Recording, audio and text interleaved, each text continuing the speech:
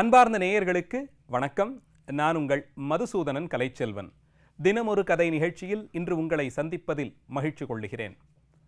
அரசு பாரம்பரியங்கள், அதனுடைய நீண்ட நெடிய வரலாறுகளும் உலக நாடுகள் எல்லாவற்றிலும் பல காலங்களாக தொடர்ந்து வந்திருப்பதை பார்க்க முடிகிறது. அரசன் என்று அறியப்படுபவனை சங்க இலக்கியங்கள் தொடக்கமாக இறைவனுடைய வடிவமாகவே கொண்டாடுவதையும், வடமொழி இலக்கியங்களில் அரசு செய்பவர்களுடைய வழக்கங்கள் எத்தகையதாக இருக்க வேண்டும், அரசு செய்பவர்களுடைய தர்ம கோட்பாடுகள் என்னவாக இருக்க வேண்டும், எதிரிகளோடு போரிடும்போது கைக்கொள்ள வேண்டிய அறச்செயல்கள் என்ன, போர்க்களத்திலே அவர்கள் நடந்து கொள்ள வேண்டிய நியதிகள் என்ன என்பதையெல்லாம் வரையறை செய்திருக்கக்கூடிய சிறப்பை இந்திய பாரம்பரியத்திலே நாம் அதிகம் பார்க்கலாம். அப்படி அறியப்பட்ட அரச கோட்பாடுகளை, தர்மங்களை தொடர்ந்து வலியுறுத்தியே அரச பரம்பரைகள் நீடித்து வந்திருக்கின்றன. அரசியல் பிழைத்தோர்க்கு அறம் கூற்றாகும் என்பது இளங்கோவடிகள் நமக்கு கற்பித்த பாடம். அரசியலிலே பிழை செய்பவர்கள், அரசு தர்மத்திலிருந்து பிழைத்தவர்களுக்கு அந்த தர்மமே யமனாக வரும் என்று அறியப்படுகிறது. இப்படி அரச தர்மத்தை வலியுறுத்தி வந்திருக்கக்கூடிய ராஜ பாரம்பரியங்கள் நிறைந்த வரலாற்றிலே, இந்திய வரலாற்றில் 15-16ஆம் நூற்றாண்டு காலத்தில் வட இந்தியாவில் குறிப்பாக முகலாய பேரரசு ஆட்சி செய்து வந்தபோது அவர்களோடு உடன்படிக்கை செய்து கொண்ட பல அரசர்களையும் பார்க்க முடிகிறது. முகலாய பேரரசு என்று சொல்லும் போதே அவர்கள் படையெடுத்து வந்து அளவிலே பெருத்து தில்லியை தங்களுடைய ஆளுகை கீழே கொண்டு வந்து அங்கிருந்தபடி வடவிந்தியாவினுடைய பல்வேறு மாகாணங்களையும் சிறுக சிறுக ஆக்கிரமித்து ஆங்காங்கே இருந்த அரசர்களோடு போர் செய்து அவர்களை விரட்டியும், சிலரோடு அமைதி பேச்சுவார்த்தை செய்தும், சிலரோடு திருமண உறவின் மூலமாக ஒரு அமைதியை ஏற்படுத்தி கொண்டும், இரண்டு பக்கமும் புரிதல்களோடு வரியை கொடுத்து தங்கள் ராஜ்ஜியத்தை காப்பாற்றிக் கொண்டது என்று பலவாறாக வட இந்தியாவின் பெரும் பகுதிகளை தங்கள் கட்டுப்பாட்டிற்கீழ் கொண்டு வந்திருந்தார்கள். அப்படி அரசாட்சி செய்த முகலாய பேரரசர்களுக்குள்ளேயும் 16ஆம் நூற்றாண்டில் அரசாட்சி செய்த அக்பர் மிகவும் பிரபலமானவராக அறியப்படுகிறார். கட்டிடக்கலை அவராலே, அந்த முகலாய கட்டிடக்கலை சிறப்பு பெற்று சில கட்டிடங்கள் எல்லாம் கட்டப்பட்டிருந்தன. பெரும்பான்மை அரசுகள், அதிலும் ராஜ்புத்தான அரசர்கள், தொடர்ந்து வீரத்திற்கும் வலிமைக்கும் போர் வேட்கைக்கும் பெயர் பெற்றவர்கள். பேரரசோடு மோதி தங்கள் நிலையை குறைத்து கொள்ள வேண்டாம் என்ற எண்ணத்திலே தங்கள் வீட்டு பெண்களை திருமணம் செய்து கொடுத்தும், அமைதி பேச்சுவார்த்தையின் மூலமாகவும் தங்கள் ஆளுகைக்கு உட்பட்ட பகுதிகளை காத்து கொண்டார்கள். பலரும் இந்த வழிமுறையை தேர்ந்தெடுத்து தங்கள் ராஜ்ஜியத்தை காத்து கொள்ள, அத்தனை பேருக்குள்ளேயும் சிம்மகர்ஜனை செய்து கொண்டு ஒரு அரசன் மட்டும் ஒரு காலத்திலும் இவர்களோடு அமைதி பேச்சுவார்த்தைக்கு நான் போக மாட்டேன், போரிட்டு என்னுடைய தேசத்தை நான் பாதுகாத்து கொள்வேன், அக்பரானால் என்ன, முகலாய பேரரசானால் என்ன, என்னுடைய அரசாட்சிக்கு உட்பட்ட பகுதியை அவர்களிடம் ஒப்புவித்துவிட்டு அமைதியான ஒரு வாழ்க்கையை நான் ஒரு காலத்திலும் வாழ மாட்டேன் என்று சூளுரைத்து, தான் ஆட்சி செய்த அந்த காலம் முடியும் வரையிலும் 56 ஆண்டுகள் வாழ்ந்த அந்த வாழ்க்கையில் முழுவதுமே சுதந்திரத்திற்காக, தன்னுடைய நாடு தன் மக்களினுடைய மேன்மைக்காகவே வாழ்ந்து இறந்த மகாராணா பிரதாப் சிங் என்ற மிகவும் வித்தியாசமான ஒரு அரசனை பற்றித்தான் இன்றைய நிகழ்ச்சியிலே பார்க்க இருக்கிறோம்.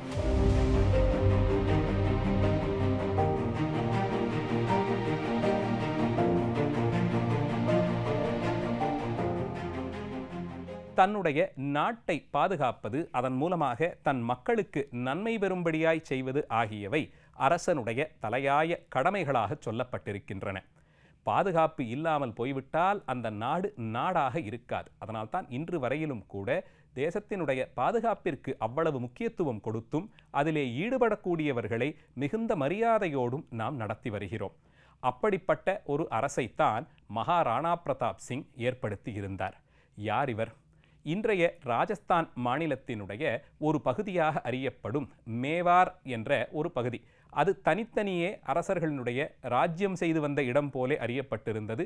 மேவார் என்ற அந்த குறுநிலம் அரசன் என்று கொள்ளலாம், அது போன்ற ஒரு அரசர்தான். அவரும் அந்த ராஜ்புத்தான பாரம்பரியத்திலே வந்தவர். அவருடைய தந்தை அமர்சிங் என்று அறியப்படுகிறார். 1500களின் நடுவிலே அமர்சிங்கினுடைய ஆட்சி மேவார் நகரத்தை தலைநகரமாக கொண்டு நடந்து வந்தது. அமர்சிங்கினுடைய பல மனைவிமார்களில் ஜஸ்வந்த் பாய் என்ற பெண்ணிற்கு அமர்சிங்குக்கும் பிறந்தவர்தான் ராணா பிரதாப் சிங். இவருக்கு மூத்தவர்களாக சிலரும் இருந்து வர, ஆனால் சிறு வயதிலிருந்தே வீர வேட்கையிலும் வெற்றி கொள்வதிலும் போர்த்திறத்திலும் தனிச்சிறப்பு பெற்று விளங்கினார்.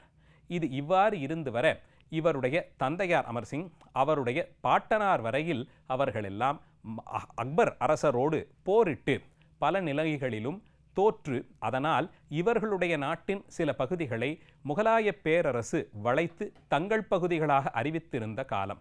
அப்படிப்பட்ட ஒரு காலகட்டத்தில்தான் அமர்சிங் 1500களின் நடுவிலே இறந்துபட்டு போக, அடுத்த அரச பதவிக்கு யார் வரக்கூடியவர் என்ற ஒரு பேச்சு ஏற்பட்டது. இந்த நிலையில் இவரோடு இன்னும் பிறந்தவர்கள் தம்பிமார்கள் சக்தி சிங், ஜக்மால் சிங் என்று பலரும் இருக்க, அவர்களுக்குள்ளே ஜக்மால் சிங் என்று அறியப்படும் அரசனைத்தான், அடுத்த இளவரசைத்தான் அடுத்த அரசனாக நியமிக்க வேண்டும் என்று அரசி மனம் கொண்டிருந்தாள். அதையே அவள் முன்மொழியவும் செய்தாள். ஆனாலும் அரசு அடுத்து யாரை சென்றடையும் என்பதை தேர்ந்தெடுப்பதில் அரசருக்கே அறிவுரை சொல்லக்கூடியவர்களாக அமைச்சர்கள் பலரும் இருக்க பார்க்கிறோம். ஏன்னா, ஒரு நாட்டிற்கு அரசராக ஒருவரை நியமிக்க வேண்டும் என்றால் அவருக்கு பல்வேறு திறமைகள் நிரம்பி இருக்க வேண்டும். மக்களாலே அவர் ஏற்றுக்கொள்ளக்கூடிய அளவில் அவருடைய குணங்கள் இருக்க வேண்டும். பார்த்த மாத்திரத்தில் எங்கள் அரசர் என்று மார்தொட்டி கொள்ளக்கூடிய அளவிலே அவருடைய கம்பீரம் இருக்க வேண்டும். இது எல்லா குணங்களும் பொருந்தி வந்தவராக அப்போதிருந்தவர்களுக்குள்ளே ராணா பிரதாப் சிங் தான் தேர்ந்தவராய் அமைவார் என்று அமைச்சர்களெல்லாம் மனம் கொண்டார்கள். இருவருக்குள்ளேயும் நிகழ்ந்த இந்த விவாதத்திலே அவையிலிருந்த அமைச்சர்களுடைய வாக்கு பலம் பெற்றிருந்ததால் மகாராணா பிரதாப் சிங் அவர்கள் அடுத்த அரசராக முடிசூட்டப்பட்டார். அந்த முடிசூட்டு விழாவும் வட இந்தியாவில் பங்குனி மாத உத்திர நட்சத்திரத்தோடு தொடர்புபடுத்தி கொண்டாடப்படும் ஹோலி ஆகிற அந்த தினம். அது வசந்த காலத்தின் வருகையை அறிவிக்கக்கூடிய தினம். அதனால்தான் வண்ணப் பொடிகளை காற்றில் தூவி வீசி ஒருவரோடொருவர் விளையாடி கொள்ளக்கூடிய அந்த புனித நாளில் இவருக்கு மங்கள வழக்கத்தின்படி, அவர்களுடைய பாரம்பரிய வழக்கத்தின்படி அந்த சபையிலே எல்லோரும் சூழ்ந்திருக்க பல்வேறு ஆசீர்வாதங்களோடு கூட முடிசூட்டப்பட்டது என்பதை ஒரு குறிப்பாக பார்க்க முடிகிறது. ஆனால் இவர் யாரை எதிர்த்து பதவியேற்றுக் கொண்டாரோ அந்த ஜக்மால் சிங் என்பவர் இவருடைய அந்த ராஜ பட்டமேற்பு விழாவை புறக்கணித்ததோடு, உன்னை எப்படியாவது இந்த நிலையிலிருந்து நான் இறக்கி மேவார் நாட்டிற்கு நானே அரசனாவேன் என்று சூளுரைத்தார். அதற்கு என்ன செய்யலாம் என்று பார்த்தபோது எதிரியாக இருந்த அக்பரோடு போய் உடன் சேர்ந்தும் கொண்டார். இதை வரவேற்ற அக்பர் ஜக்மால் சிங்கிற்கு ஜாகிராக ஒரு பட்டம் கட்டி அவருடைய பரந்த அந்த முகலாய பேரரசில் ஒரு சிறு பகுதியையும் கொடுத்து இவரை அரசராகவே அமர்த்தி வைத்தார். இப்படி உள்ளுக்குள்ளேயே பகை தோன்றத்தான் மேவார் நாட்டின் அரசராக பட்டமேற்றுக்கொண்டார் மகாராணா பிரதாப் சிங். அதிலிருந்து தொடங்கி அவருக்கு வேறு பகையார்களை காட்டிலும் அக்பரை எதிர்த்து போரிட்டு தாங்களுடைய வம்சத்திலே மூதாதையர்கள் அக்பரிடம் இழந்த பகுதிகளை மீண்டும் மேவார் நகரத்தோடு கொண்டு சேர்க்க வேண்டும் என்பதுதான் அவருடைய ஒரே குறிக்கோளாக இருந்தது. இவர்களுடைய குலதெய்வமாக அறியப்படுபவள் அன்னை சாமுண்டா. அந்த சாமுண்டா தேவிக்கு ஆலயங்கள் எழுப்பியும் தொடர்ந்து வழிபாடுகளும் செய்து வந்த நிலையில் போருக்கு ஆயத்தமானார் மகாராணா பிரதாப் சிங். 2 போர்கள், அக்பரை எதிர்த்து அவர் செய்த போர்கள் மிகவும் முக்கியமானவைகளாக வரலாற்று ஆசிரியர்களால் கொண்டாடப்படுகின்றன. அதிலே முதலில் நடந்த போர் ஹல்திகட் என்றழைக்கப்படும் ஊரிலே நடந்தது. அதே போன்ற மற்றொரு நகரம் சித்தோகர் என்றழைக்கப்படும் நகரம். அந்த நகரம் மேவார் அரசினுடைய ஒரு தனிச்சிறப்பு பெற்று விளங்கிய நகரம். அதை அக்பர் ஆக்கிரமித்து இருந்தார். தன்னுடைய வாழ்நாளில் எப்படியாவது அந்த சித்தோகர் நகரத்தை மீண்டும் முகலாய பேரரசிடமிருந்து வெற்றி பெற்று மேவார் ஆட்சியை அங்கே நிலைநிறுத்த வேண்டும் என்று எண்ணம் கொண்டிருந்தார் மகாராணா பிரதாப் சிங். ஆனால் அவர் முதலிலே எடுத்துக்கொண்டது இந்த ஹல்திகட் யுத்தம். இவர் பதவியேற்று கொண்ட போதே அக்பர் இவரோடு உறவு கொண்டு விடுவோம், நட்புறவு கொண்டு விடுவோம் என்ற எண்ணத்தில் பல்வேறு பரிசுகளையெல்லாம் கொடுத்து அனுப்பினார். ஆனால் இப்படி பரிசு பொருட்களை கொடுத்து நட்பு பாராட்டுவது போலே என்னையும் நீங்கள் அரசியல் ஊமையாக்க முடியாது என்று அந்த பரிசு பொருட்களை அங்கீகரித்ததோடு நிறுத்தி கொண்டு மீண்டும் அதற்கு சமமாக பரிசு பொருட்களை கொடுத்தனுப்பி அக்பரினுடைய அந்த நட்பழைப்பை ஏற்காமல் தவிர்த்து விட்டார். இந்த இடத்தில் அங்கே அமைதி பேச்சுவார்த்தை என்று வந்துவிட்டால் பேரரசின் முன்பாக நாம் மண்டியிட்டது போலே ஆகிவிடும். ஒரு காலத்திலும் அது எத்தனை சிறிய அரசாக இருந்தாலும் தன் நாட்டை பேரரசின் முன்பாக ஒப்புவித்து கொடுக்கக்கூடிய மனது ஒரு அரசனுக்கு வரக்கூடாது. ஏனைய அரசர்கள் எல்லோரும் அப்படி அக்பரின் முன்பாக தங்கள் நாட்டின் சிறப்பை எல்லாம் அவரிடம் கொடுத்துவிட்டு அதை ஆளும் உரிமையிலும் பெரும்பங்கை கொடுத்துவிட்டு தங்கள் அரண்மனை, தங்கள் வாழ்க்கை, தங்கள் சுகபோகம் ஆகியவற்றை மட்டும் காத்து கொண்டார்கள். ஆனால் ராணா பிரதாப் சிங்கோ அங்கே சென்று போரிட்டு களத்திலே வீரமரணம் அடைந்தாலும் அடையலாம், அமைதி பேச்சுவார்த்தை என்ற அந்த நிலைக்கு இடமே இல்லை என்ற கருத்திலே ஊன்றியிருந்தார். இப்படி ஹல்திகட் மற்றும் தியோன் என்கிற 2 யுத்தங்கள் புகழ்பெற்று விளங்க பார்க்கிறோம். இது இரண்டிலுமே ராணா பிரதாப் சிங்கினுடைய அந்த போர் திறம் வெளிப்பட்டிருக்கிறது. ஆயினும் அவரால் இழந்த பகுதிகளின் பெரும்பான்மை இடத்தை மீட்டெடுக்க முடியவில்லை. குறிப்பாக சித்தோகர், அங்கே அவர்கள் ஆட்சி செய்து வந்த அந்த சிறப்பு மேவார் நகரத்தினுடைய கலையம்சங்கள் எல்லாம் அங்கே சிறப்பு பெற்றிருக்கக்கூடிய பகுதி. ஆனால் அதை இவரால் வெற்றி கொள்ள முடியாத ஒரு நிலையில்தான் இவருடைய அந்த ஆட்சி நடந்து கொண்டு இருந்தது. இப்படி போர்க்களத்திலேயே பெரும்பகுதி காலத்தை செலவு செய்தாலும் மறவாது கலைகளும் அறச்செயல்களும் சிறப்பு பெற்று விளங்கும்படியாக செய்திருந்தார்.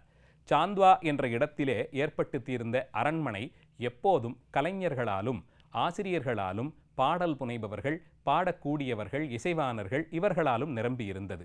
இசை, நாட்டியம், இயல் இப்படி பல்வேறு கலைகளை சேர்ந்த கலைஞர்களும் அந்த இடத்திலே அந்த சபையிலே கௌரவிக்கப்பட்டிருப்பதை வரலாற்று சான்றுகளோடு நாம் அறிய முடிகிறது. 1500 நடுப்பகுதி முழுவதுமே இவராலேயே சிறப்பு பெற்று விளங்கியது என்று சொல்லலாம். 1572 தன்னுடைய தந்தையை இழந்த பிறகு பட்டமேற்றுக்கொண்ட ராணா பிரதாப் சிங் தான் அதன் பிறகு ஒரு 20 ஆண்டு காலங்கள் ஆட்சி செய்திருக்கிறார். செய்த ஆட்சியிலே 2 பெரும் யுத்தங்கள் தனிச்சிறப்பு பெற்று விளங்கி, ஆயினும் அக்பர் போன்ற பேரரசரால் கூட இவரை வெல்ல முடியவில்லை என்பதாலே இன்று வரையிலும் வரலாற்று பக்கங்களில் இவருடைய பெயர் தனித்து சிறப்பு பெற்று விளங்க பார்க்கிறோம். இப்படி அரசாட்சி செய்து வந்த ராணா பிரதாப் சிங் தன்னுடைய போர் வேட்கை, போர் திறம், சுதந்திர தாகம் இவற்றையெல்லாம் மறவாது தன் பிள்ளைக்கும் ஊட்டிச் சென்றிருந்தார். அமர்சிங் என்று அறியப்படும் அந்த பிள்ளைக்கு இவர் சிறு வயதிலிருந்தே அந்த மேவார் நகரத்தினுடைய சிறப்பையும் ராஜபுதான அரசர்களினுடைய வீர பாரம்பரியத்தையும் போதித்து வந்திருந்தார். பல்வேறு யுத்தங்களில் பங்கு கொண்டிருந்தாலும் வேட்டையாடச் சென்றிருந்த போது ஏற்பட்ட ஒரு விபத்திலே சிக்கி இவருடைய உடல் நலிவுற்றது. பல காலங்கள் கிடந்த கிடப்பாயிருந்து, அப்படியிருந்த போதிலும் தனக்கு கீழே இருந்தவர்களுக்கு சரியான நேரத்தில் கட்டளைகள் பிறப்பித்து ஆரவல்லி மலைத்தொடரிலிருந்து கொண்டு அங்கிருந்து ஆரம்பித்து மேவார் நகரத்தினுடைய பாதுகாப்பு பலப்படுத்தப்பட்டு அக்பரால் கூட இவரை வெல்ல முடியாது என்ற சிறப்போடேயே வாழ்ந்தார். இறுதிக்காலம் நெருங்குவதை உணர்ந்து கொண்டார் போலும். அதனால் தன் பிள்ளையை அழைத்து, அமர்சிங்கை அழைத்து அவரிடம் தன்னுடைய மனதில் ஆழ்மனதில் இருந்த ஆசைகளை வெளிப்படுத்தினார்.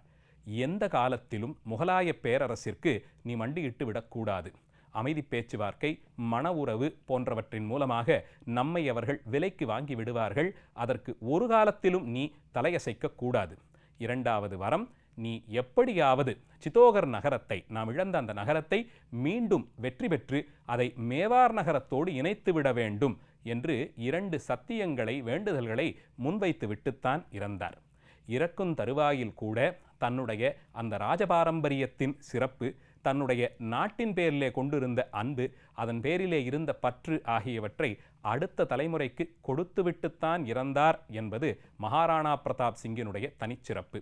முகலாய பேரரசே பயந்து இவரை மட்டும் வெல்ல முடியாமல் இருக்கிறதே என்ற எண்ணத்தோடேயே கிட்டத்தட்ட அரை நூற்றாண்டு காலம் ஆட்சி செய்த சிறப்பு மகாராணா பிரதாப் சிங்கை சேர்ந்தது. அவருடைய வீரத்தையும் வெற்றி வேட்கையையும் சிந்தித்தபடியே இன்றைய நிகழ்ச்சியை நிறைவு செய்கிறேன். நாளைய தினம் மீண்டும் ஒரு கதையோடு உங்களை சந்திக்கிறேன்.